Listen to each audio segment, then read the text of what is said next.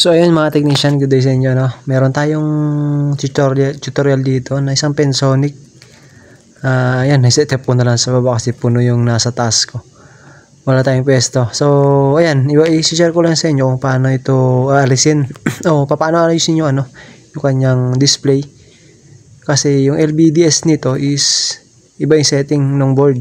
Kasi nagpalit ako ng board, kung napansin niyo itong board na to. Nagpalit ako ng mismong buong board na, di ko na ni-repair kasi meron akong available na board.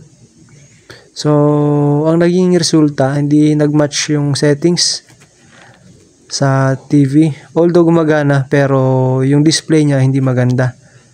Pag pinaunuran mo kasi yan, hindi siya maayos, parang alam mo yung gas-gas na CD. So ganun yung maging kalabasan yan, and pangit talaga. So, gagawin natin dito is papasukin natin yung service mode.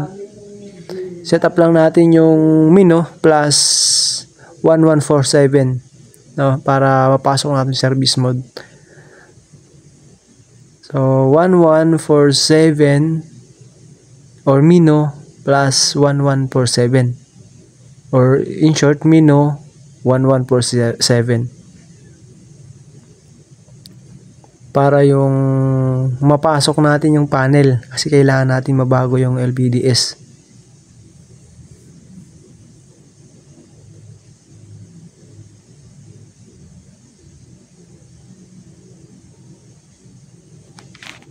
Ayan. Tapos pagdating sa part na to, hanapin natin yung special set nakalagay. Ayan. So medyo malabo yung camera ko dito. So, hanapin natin yung panel, tapos adjust natin yung LVDS nya. Yung LVDS map nakalagay, naka 2 kasi siya, gagawin natin yan 0. Iba-iba yung kulay kasi iba-iba yung setup. So, ayan, ilagay natin sa 0, si 0 natin siya, or 3, dalawa kasi yun. So, sa part na yun, okay na yan. Ayan, so, ayan. Yun lang mga technician, may babahagi ko sa inyo. Sana may natutunan kayo sa video na ito.